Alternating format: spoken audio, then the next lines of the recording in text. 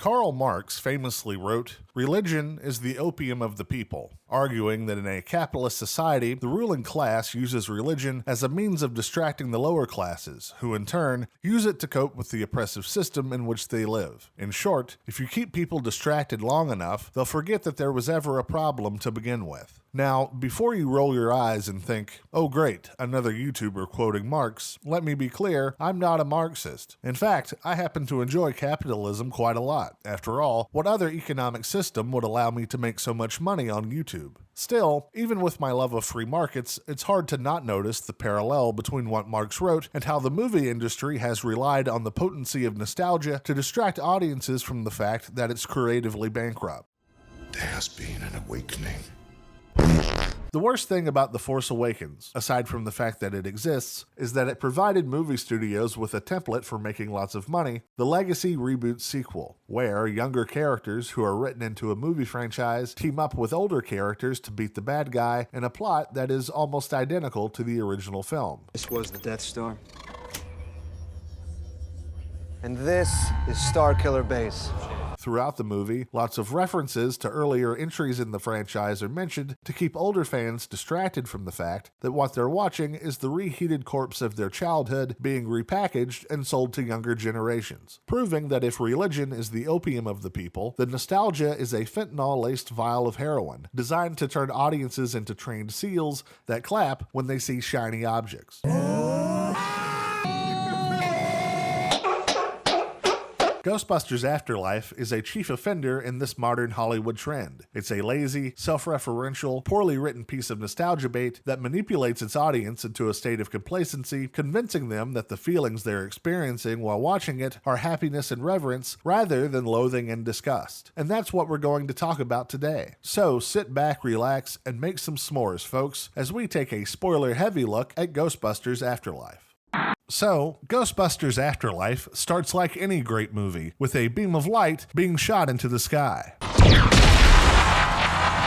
However, this is no ordinary beam of light. This is the particle stream of a proton pack, which has just been used to capture a very large ghost. And we know this because in the very next shot, we see Egon Spengler racing away in his truck with a blinking ghost trap. As he speeds down the road, we can hear that he's being chased by a ghost dog, specifically the gatekeeper, who is chasing Egon because he's captured the Keymaster. Now, you're probably asking yourself, how is it possible for Egon to capture such a strong entity by himself? After all, it takes all three original Ghostbusters working together to capture Slimer, and he's nowhere near as strong as the Keymaster, so wouldn't Egon pulling this off by himself be pretty much impossible? Well, yes, probably, but why let little things like consistency and continuity get in the way of a good time? We came, we saw, we kicked its ass! Eventually, Egon is able to make his way home, where we see that he's turned his entire property into one giant ghost trap, and he's using the Keymaster as bait to capture the gatekeeper as well. Unfortunately, things go terribly wrong, and the power to the trap doesn't work, which forces Egon to abandon his plan, hide the trap, and wait for the Keymaster to enter the house. And it's here that we get what I think is the best shot of the entire movie, as we see the evil presence of the gatekeeper slowly creep into the room and attack Egon. We then see the spirit of the gatekeeper leave the farmhouse, and as the camera slowly zooms in on Egon's PKE meter, we see that it's indicating that another spirit is still in the house. Now, despite my overall feelings toward this movie, I will give credit where it's due. This moment here, where the mist rolls in behind Egon and how the gatekeeper comes out of the mist, sets up a very compelling and visually interesting tone that I was actually looking forward to for the rest of the movie. In fact, this entire opening sequence is executed very well, and I think it does the best job of incorporating Egon in a very tasteful way. Unfortunately, despite this strong opening, the rest of the movie is pretty bland. We then cut to a cramped Chicago apartment, where we meet Egon's estranged family. There's his daughter Callie, who is unemployed and might be an alcoholic. There better be a bar. Her son Trevor, who literally has no bearing on this story whatsoever. And finally, her daughter Phoebe, the movie's protagonist, who is a lock-picking, chess-playing, electrical engineering genius with PhD-level knowledge of nuclear physics, and whose only real characterization is that she's good at everything all the time. Essentially, she's the Ray Palpatine of the movie, who can do anything that the plot needs her to. Ray Skywalker. So, why was Egon estranged from his family? Well, as Callie's landlord puts an eviction notice on her door, we learn why. Did your dad abandon your family and move to a farm in the middle of nowhere? That's right, folks. Egon abandoned his family. Now, I want you to keep this piece of information in the back of your mind because it's going to be very important as the movie progresses. Not only because Callie will mention this about 40 times, but also because of how it assassinates Egon's character. I'm going to go deeper into this later in the video, but for now, just remember that according to this movie, Egon ran out on his family like one of those dads on the Maury Povich show. You are the father! So, with her eviction notice in hand and the news that Egon has passed away, Callie, Trevor, and Phoebe make their way to the small town of Summerville, Oklahoma, which for some reason looks a lot like Alberta, Canada, and as they pull into the driveway of Egon's house, they see a verse from the Bible spray painted on random sheets of metal. However, this is no ordinary Bible verse, this is Revelation 6:12, the very same verse that Ray and Winston discuss in the first movie. Every ancient religion has its own myth about the end of the world. Which honestly seems strange, considering that none of the Ghostbusters, the original 3 anyway, seem to be religious at all. In fact, Ray refers to Christianity as a myth, and Egon's faith seems to be rooted in experimentation, data, and research, not religion. Of course, it is possible that Egon had a mental breakdown which caused him to scribble random Bible verses everywhere. That is something that I think is in the realm of possibility for someone who's had to fight a 40-foot marshmallow man in the streets of New York. But there are 132 verses in the book of Revelation alone that describe the end of the world, which means one of two things. Either this is an incredible coincidence, or Ray and Winston talked to Egon about this verse so much that he felt compelled to spray paint it on sheets of metal when he lost his mind. At least from a storytelling perspective, those would be the logical explanations. However, if you look at the movie's timestamp, you'll see this actually doesn't have anything to do with storytelling, and in reality is being used to fill the movie's nostalgia quota, ensuring that the audience does this as much as possible. As they drive up to the house, they're disappointed to see that it's far worse than they originally thought. The roof is about to cave in, there are rusted cars all over the yard, and worst of all, it appears that Somerville is prone to earthquakes. And it's here that we get to witness Finn Wolfhard's greatest contribution to this entire movie. Remember that summer we died under a table? After the earthquake subsides, Phoebe notices Egon's PKE meter sitting under the chair in the living room. Then, the family gets a visit from Janine, who tells them that the property is worthless. So later that evening, while at a local diner, Callie tells the kids that they have no money to go back to Chicago, and they will be staying in Somerville indefinitely. This is also where the movie introduces a waitress named Lucky, whom Trevor falls in love with immediately, so much so that he decides to apply for a job at the diner so that he can get to know her. But don't worry, folks, you don't actually have to remember her name or anything about her, because she's as pointless to the story as Trevor is, which I guess makes them the perfect couple. The next morning, Callie takes Trevor to start his first day of work, because I guess he was hired off screen, and Phoebe goes to summer school. Once Phoebe makes her way to class, she meets a kid named Podcast, who walks around with recording equipment, might also be autistic, and is a conspiracy theorist. Wertheimer's Hardware, run by the Illuminati lizard people. Essentially, he's a young version of Alex Jones, except he's never been sued for lying about school shootings. We are then introduced to the summer school science teacher, Gary Gruberson, who is played by Paul Rudd, and as you would expect, he's pretty much like every other character that Paul Rudd has ever played, and who happens to have the same attitudes towards teaching that I do towards this movie. I don't want to be here either. As the students engage in the time-honored summer school tradition of watching movies instead of learning, another earthquake begins, something that Gary seems to have so much interest in that he's brought in special equipment into the science lab to monitor the quakes. Curious as to what he's doing, Phoebe walks into the lab and pays attention to the seismic maps that are on the wall, and because she's a genius who understands all facets of science, she's able to discern that the seismic readings are not typical earthquake activity, which, as it turns out, is why Gary has moved to Somerville, to understand why these earthquakes are happening for seemingly no reason. This is also the part of the movie where we learn that everyone in the town referred to Egon as the dirt farmer, because he never actually did any farming. Never seeding, never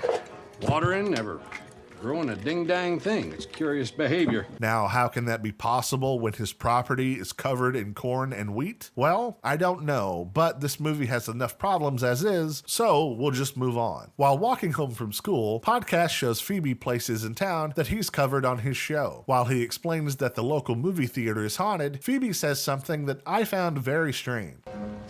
I don't believe in ghosts. How is it possible that a person in the Ghostbusters universe, where paranormal activity has been witnessed on a mass scale and documented by news organizations, not believe in ghosts? Now, the people who defend this movie will usually have one of two arguments when it comes to defending this problem. The first being that this also happened in Ghostbusters 2. No one believed what happened was real, and the Ghostbusters got sued by everyone in the city. They ended up getting sued by every state, county, and city agency in New York. Which is true, and it was just as dumb then as it is now. The second argument is that Phoebe not believing in ghosts, despite the overwhelming evidence, makes sense because in real life, there are people who don't believe in things like the moon landing, dinosaurs, or that the earth is round, which is also true. However, the people who hold those beliefs are very, very stupid. I don't believe anyone can convince me the world is round because they have no proof. Phoebe is not stupid. In fact, according to the movie, she may be the smartest person to ever live. She's awesome. So, the point still stands that a person not believing in ghosts in the Ghostbusters universe is just ridiculous. Anyway, what's Trevor been up to? Oh my God, who the hell cares? Later that night, while brushing her teeth, Phoebe has her first paranormal experience as her chess pieces begin to move on their own. She then notices that the PKE meter has begun to detect an unknown spirit, which is actually the ghost of Egon nearby. So, using the PKE meter as a spiritual divining rod, the ghost of Egon guides her down the stairs by illuminating several lights in the house, eventually taking her to the living room and showing her a part of the floor that is different from the rest. As it turns out, this section of the floor is an elaborate puzzle, but because Phoebe is an expert at solving puzzles, she's able to solve it very quickly and find the ghost trap that Egon hid at the beginning of the movie. Wait a second, didn't she just say that she doesn't believe in ghosts? I don't believe in ghosts. Then why is she seemingly so willing to accept the fact that a ghost is in her house? You'd think that someone as scientifically minded as Phoebe would approach this with a bit more skepticism. I mean, she is supposed to be a miniature Egon, so why not have her conduct experiments like Egon to confirm that what's happening is supernatural? Now, this might seem like a strange point to bring up, but this could have been the perfect moment to actually show Phoebe's intelligence in action. Yes, it's true that this would mean that a 2-hour-long movie, which honestly feels like a 4-hour-long movie, would be even longer, but it would have added some much-needed depth to the character and given the audience a chance to connect with her, something that the character desperately needs because she's a bit dry. Toast. Okay. The next day, Phoebe brings the trap to school. While she and Podcast try to figure out a way to open it, Gary takes a moment to geek out over what he thinks is a replica. Shocked that Phoebe and Podcast don't know what a ghost trap is, Gary takes a moment to explain to them who the Ghostbusters were by showing them YouTube videos. Now, since I've already gone over how preposterous the notion of the entire world not knowing about ghosts is, I'm not going to go over it again, but I do think it's funny that the movie tries to justify it with this piece of dialogue. It happened 20 years before we were born. Come on, this is just lazy writing. I mean, I wasn't alive during the attack on Pearl Harbor, but I still believe in Japanese people, so they decide to do what anyone who just found a ghost trap and saw a ghost try to escape on its own would do, and open the trap. After all, what's the worst that could happen?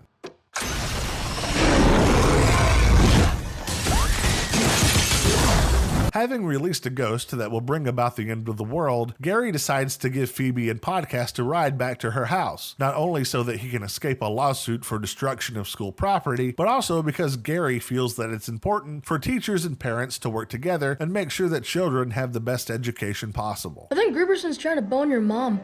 A little while later, Phoebe uses the PKE meter to have the ghost of Egon take her to his workshop, which is hidden in an underground bunker accessible by a fire pole because, of course it is. And it's here that the movie reintroduces the audience to the finer points of Egon's character, like his collection of spores, molds, and fungus, his love of Nestle Crunch bars, and even what kind of glasses he wore. Now, why is this workshop set up like the Batcave? Honestly, I don't know. I mean, it's not like Egon was wanted by the police, and as we've been told by the townspeople, no one ever came to the house, so it's not like he's having to hide it from other people. However, what I do know is that this scene of nostalgic wonder was written so that members of the audience could say this, I understood that reference, and give YouTube reactors an excuse to do this. Oh, shoot! The ghost of Egon then shows Phoebe his proton pack, which she is able to disassemble, see that parts are missing, and repair it with ease because, of course, she can. The next day, Podcast and Phoebe decide to test the proton pack at an old abandoned selenium processing plant where this happens.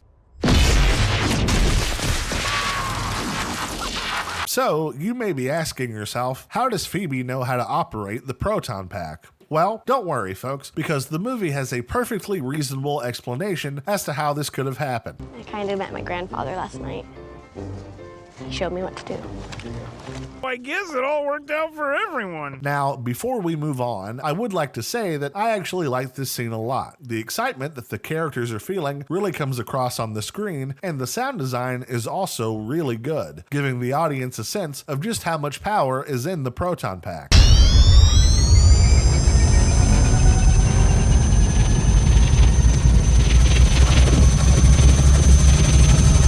I'm going to talk about this a bit later, but if the movie had more scenes like this, it would have been much better. Phoebe and Podcast then hear a strange noise coming from inside the refinery. When they check it out, they're shocked to see a ghost is eating the pipes. And it's here that we see Phoebe hasn't just inherited Egon's brains, but also his love of property damage.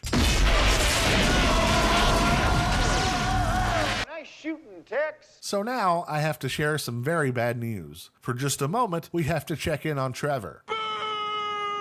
Now, as I said before, the character of Trevor is completely useless. However, the one thing he does do is find the Echo 1 and try to get it running. Now, was he able to achieve this?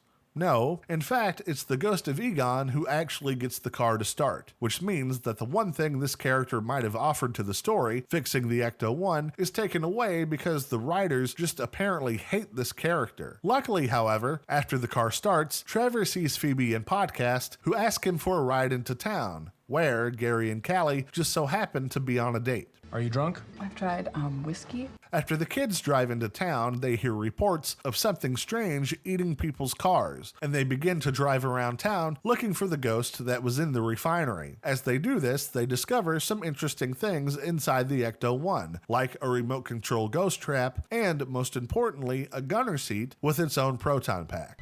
It has a gunner seat? And it's here that we finally get some much needed excitement in a movie that has so far been an absolute snooze fest. Once again, in the spirit of fairness, I'll admit, I actually enjoy this scene quite a bit. Now, does it make sense that Podcast immediately knows how to operate this trap and that he knows that this lever opens the trap door to release it? No, and the idea that the ghost trap can somehow drive faster than the Ecto-1 that's reaching 60 miles an hour is also kinda dumb, but despite all that, this scene is still pretty fun. With that said, the one thing this scene does in disservice to the rest of the movie is illustrate how terribly boring it is, with this scene happening halfway through the film. Arguably, the greatest strength of the original Ghostbusters, other than its characters, is that the script has little to no filler. It's paced incredibly well, and the audience is invested in the story pretty much from the very beginning. Afterlife, on the other hand, has spent its entire runtime introducing characters that are incredibly bland, except, of course, Phoebe, who is amazing because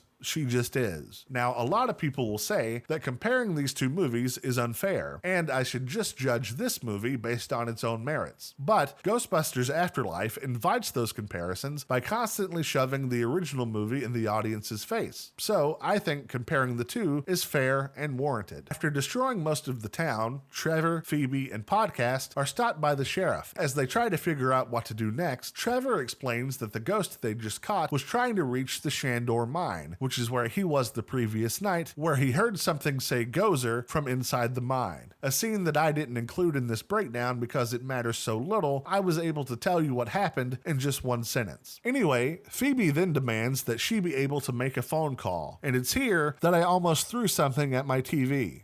Who you gonna call? As it turns out, she decides to call the Ghostbusters phone number, which she wrote down after seeing this old commercial on YouTube. Thankfully, it still works, and it just so happens to be connected to Ray's occult bookstore. So, why would Phoebe waste her one phone call from jail on the hopes that a phone number featured on a commercial from 1984 would still be a working number? Well, because this movie needs a massive exposition dump to explain how the Ghostbusters ended up the way they did. And luckily, Ray has no problem taking that dump and decides to tell an anonymous child extensive information about the individual Ghostbusters, what they've been doing, and why they had a falling out. As it turns out, sometime after the events of Ghostbusters 2, Egon went crazy and was convinced that the end of the world was coming. Kept rambling on about the rising storm was gonna consume humanity in darkness forever. So, since no one believed him, not even Ray, he decided to steal all of their equipment and cut all the ties with everyone in his life. An Ecto-1, our old Cadillac, is gone, his neutrino thrower, collider pack, all the traps. He cleaned us out. Now, the reason that Ray is called the heart of the Ghostbusters is because Ray has a real love for the paranormal, just like Dan Aykroyd does in real life. I had an experience one night where something got into bed with me. Sexually? The one person who would have believed Egon and taken him seriously was Ray. He would have recognized that the drastic changes in Egon should not have been dismissed as crazy. The fact that they decided to have Ray just write Egon off as crazy and literally say the line, Egon Spengler can rot in hell, just blows my mind. Now, over the years, I've seen people defend this change in Ray's character simply by saying that people change over time and we shouldn't expect Ray to be the same person that he was 30 years ago. And while it's true that real people change, Ray is not a real person. He's a fictional character, and changes that characters go through must be deliberate and observable. Or as Dan Harmon, the creator of Community and Rick and Morty said, characters are not simulations of real people, they only change when the story earns that change. Afterlife does not earn this change in Ray or Egon's characters. Instead, it just offers the audience a few lines of exposition and expects them to be okay with it. It's just incredibly lazy writing, but I suppose we can only expect so much from a script co-written by the same guy who wrote this. And now, a word from our sponsors. Save money, live better. Walmart. After taking Callie and the kids back home, Gary decides to take advantage of his local Walmart's everyday low prices and buy some ice cream. As he continues to shop, he's surprised to see that little marshmallow men have come to life and started running amok all over the store, playing with appliances, eating food, and reenacting the final moments of Revenge of the Sith.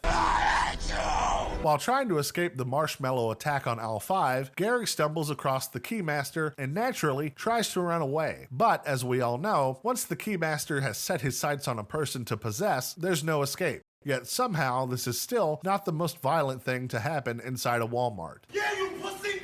What's up?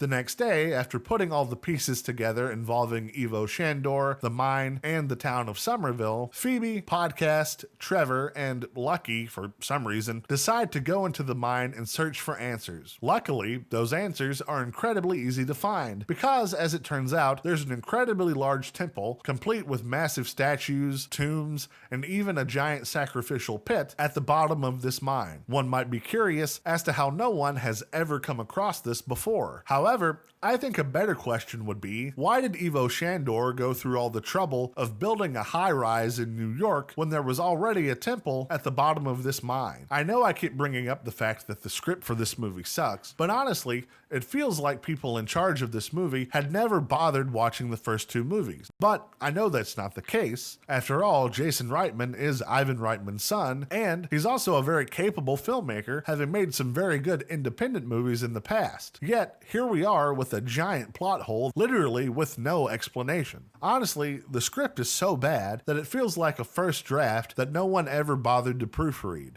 And as spirits begin to rise out of the pit, this feeling is all but confirmed when we see that 4 proton packs that were set up by Egon cross their particle streams and fire into the pit, preventing whatever this is from rising to the surface. As we all know, in the first movie, crossing the streams is what closes the gate between Earth and the dominion of Gozer. before. So why doesn't it do the same thing here? Who wrote this movie? Retards. Back at the house, Callie finds the PKE meter in Phoebe's room, and just like Phoebe, she uses it so the ghost of Egon can guide her to the nostalgia cave. And it's here that the ghost of Egon shows her a bulletin board covered with photos of Callie when she was growing up. However, if you look closely at one of the photos, you'll see a note with the year 1983 written on it. Since the first Ghostbusters took place in 1984, that means Egon's estrangement from Callie was not the result of him going nuts, but was because he wanted to go study ghosts with his pals at Columbia University. Now, gather around, kids, because it's time to learn our word of the day: character assassination. What is that, you ask? Well, that's what happens when a character that's been established in a previous story has their reputation destroyed in a new story. And it's something that's quite commonplace in legacy sequels. The most famous example of which is Luke Skywalker in The Last Jedi, where he abandoned his family and his friends and decided to live in isolation. Wait a minute, why does this sound so familiar? Again, it's like poetry, so if they rhyme. Now, I've heard defenders of this movie try to justify this by saying all kinds of things, like maybe Callie was the result of a one-night stand and Egon didn't know about her, or maybe Egon and Callie's mom divorced and she lied to Callie, telling her that he walked out on the family even though he was just denied visitation rights. Unfortunately for those people who seem desperate to write fanfiction in their own minds, this is not the case, and we know that because Callie says multiple times that he walked out on the family. That's the word that we have to accept as truth because the movie doesn't bother to give any other explanation. As I said earlier, changes, or in this case a revelation about a character, is fine, but the script has to earn that change. This movie refuses to do that, which in turn causes Ghostbusters Afterlife to be to Egon what the Zapruder film was to JFK. Back and to the left, back and to the left, back and to the left. Thankfully, this audience revelation that Egon was a deadbeat father is cut short when the mist of the gatekeeper slowly drifts into the workshop and attacks Callie. Mom, are you okay? There is no mom, there is only Zoo. Whatever, we get it. Anyway, these next few bits we're just going to speed through because I just want to, so here we go. Gary, who's now possessed by the Keymaster, destroys the proton packs in the mine, which causes the earthquakes to get really bad. Then a few moments later, he's joined by the gatekeeper, and we learn that this dress just comes with the possession or something, I don't know. Then Phoebe realizes that Egon spray painting the word dirt on the side of the shed is a clue to inform people that there are ghost traps buried under the ground. Who that clue was for, nobody knows. I guess Phoebe, we don't really know. The kids then put on jumpsuits because apparently Egon had a bunch of different jumpsuits that fit different children of various sizes hanging in his workshop locker, and they come up with a plan, which is exactly the same plan that Egon had at the beginning of the movie to trap Gozer once and for all. But first, they need to get gear that was impounded by the police, which turns out to be super easy because the police are all gone. Back at the mine, Callie and Gary turn into dogs, Gozer rises from the pit, and Shandor's body comes to life, only to be immediately killed by Gozer. And so now the stage is set for the final showdown between Gozer and the Ghostbusters again. But in order to set the plan into motion, they first need a distraction. Luckily, Phoebe has been practicing her dad jokes for the entire movie, and so now she's prepared to use them to take down this interdimensional god. Now, are they funny jokes? What do you call a fish with no eyes? No, but I'll be honest, they're not the least funny jokes I've ever heard. I wish I was gay. It looks way easier.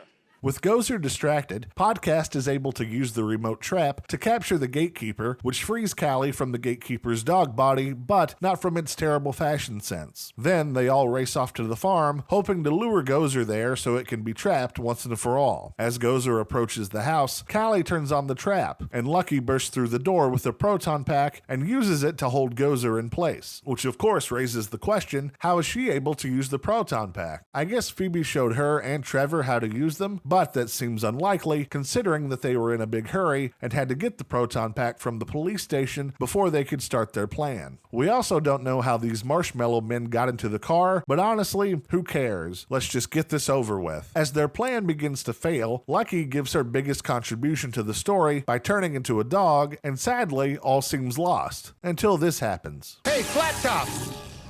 Have you missed us? That's right. The Ghostbusters are here! Yay! So, like an aging rock band that is somehow still able to draw a crowd, the Ghostbusters begin to play all the hits that you know and love, like Ray giving Gozer a long-winded command to leave this dimension. As a duly designated representative of the city, county, and state of New York. The name of the county of Somerville, state of Oklahoma, the U.S. Fish and Wildlife Service. Gozer asking Ray if he's a god. Are you a god? Ray? Oh, come on, Ray. And of course, that old fan favorite, crossing the streams. A tactic that I'm sure you will remember was only used as a last resort to close the interdimensional rift in the first movie. There's definitely a very slim chance we'll survive.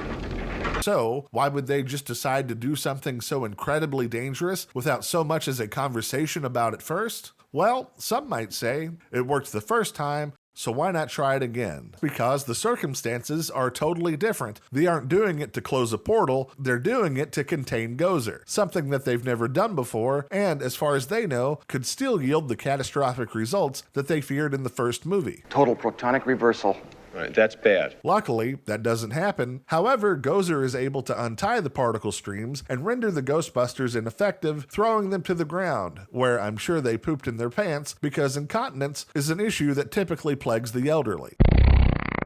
Gozer then moves in for the kill, but before she can strike our fallen heroes, Phoebe hits her with a containment stream from Egon's pack. At first, it seems like Phoebe isn't strong enough to repel her attacks, but suddenly, the biggest gripe I have about this movie happens, and the ghost of Egon makes an appearance to help Phoebe and save the day. Now, this is the part of the video where I'm going to lose a lot of you, but for those of you who choose to remain, I hope you'll at least hear me out. The practice of recreating late actors using CGI is, in my view, distasteful, exploitive, and borders on unethical if for no other reason than the actors they are using aren't able to choose the movies they're in. Instead, the people in charge of those actors' estates are enticed with large sums of money to allow their image or voice to be used. Of course, many people will argue that if the estate of an actor has been contacted, permission has been given, and the estate has been paid, then there should be no problem. However, the people making this argument tend to think that an actor's estate means that their immediate family is involved in the decision, not realizing that estate often refers to legal representatives or executives,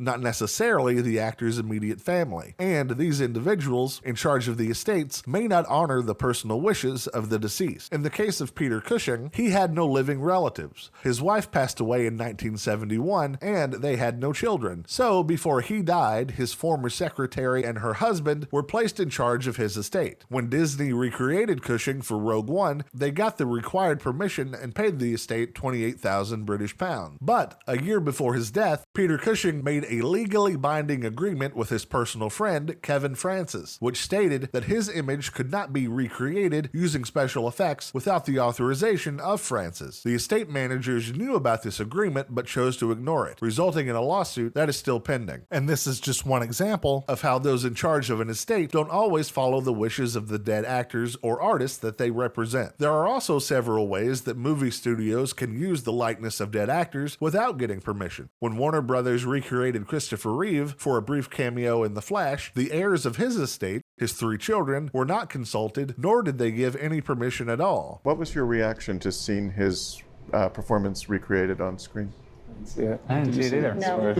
Yet the studio was able to do this by arguing that they owned the rights to Reeves' likeness in the context of his portrayal of Superman. Studios also don't need permission to use actors who have no estate to protect their likeness rights, and the ones that do only have those protections for 75 years after the actor's death. Now, for those of you who still aren't convinced, let me offer you a hypothetical scenario that could happen in the not too distant future. Disney has already digitally recreated the likenesses of Carrie Fisher, Mark Hamill, Peter Cushing, and Harrison Ford. Personally, I sincerely believe that after Hamill, Ford, and George Lucas pass away, Disney will remake the original Star Wars trilogy using new actors with recreated CGI faces, much like they did in Rogue One. Now, if this happens, and I honestly think it will, would any of you be okay with this? I sincerely hope not. Permission or no permission, I think we can all agree that this would be a case of out-of-control corporate greed, milking milking actors for all they're worth even after they die. Now, because of the close personal and working relationships between Harold Ramis and the people in charge of this film, I'm willing to give them the benefit of the doubt. I don't believe corporate greed was the primary motivation to have a CGI Ramis in this movie. However, the fact remains that recreating a dead actor and using them in this manner is emotionally manipulative, and while I don't assign malice to this particular instance, the precedent it sets is deeply concerning. Allowing studios to purchase likeness rights of actors and put them in any type of movie, regardless of how that actor would feel about it, is something that I just can't get behind. And if there's any truth to the superstition that a photograph captures a piece of a person's soul, then these actors have been trapped in a cinematic purgatory, doomed to be resurrected over and over and over again in the hopes of padding a movie studio's bottom line. Yeah, well, you know, that's just like your opinion, man. Anyway, from here, Gozer is captured and everything turns back to normal. The Ghostbusters and Callie reconcile with the ghost of Egon, and the audience has been successfully manipulated into shedding enough tears to ignore the fact that what they just watched was complete dog shit. Everyone that has seen it says that they cry at the movie, so it should be an extremely successful comedy. And there you have it, folks. That was Ghostbusters Afterlife, a reference-riddled mess of a movie that is terribly boring, full of uninteresting characters, and seems to be made for the sole purpose of reminding everyone how great the original Ghostbusters was, instead of telling its own story. Now, because I've gone into detail about these points already, I won't go over them again, but I would like to close with a few final points. The first of which is that the actors in this movie deserved better than this. Everyone in the principal cast does a fine job with what they've been given to do. The standout, of course, is McKenna Grace, who was only 13 when this movie was made. Having the weight of a highly anticipated sequel thrust on anyone, let alone a child, would be some tremendous pressure, and I think, all things considered, she does a good job in the movie. As for everyone else, an actor can only do so much with the characters they're given, and every other character feels like an afterthought. Secondly, Ghostbusters Afterlife should have been Callie's story, not Phoebe's. Her coming to terms with why Egon left and eventually learning to forgive him should have been the focus of the movie. As Egon's estranged daughter, she's the one burdened with the emotional fallout of his abandonment. She's the one that grew up resenting his absence and trying to make sense of why he chose to leave. Considering that this movie was supposed to be a more character-driven story than the previous two films, letting Callie take center stage wouldn't have just humanized the story, it would have also given the legacy of the Ghostbusters some real emotional weight, as she learns to forgive Egon and realizing that his leaving wasn't abandonment, but rather sacrifice. Of course, in order for all that to work, the writers would have actually had to take the time to write a few scenes that didn't have a franchise reference in it. Ghostbusters Afterlife is a bad movie that exemplifies the very worst in modern Hollywood trends, where story, plot, and character development are abandoned for cheap applause. However, the one bright spot in all this is that this movie is the absolute bottom of the Ghostbusters franchise. I mean, how could it possibly get any worse? Oh, man.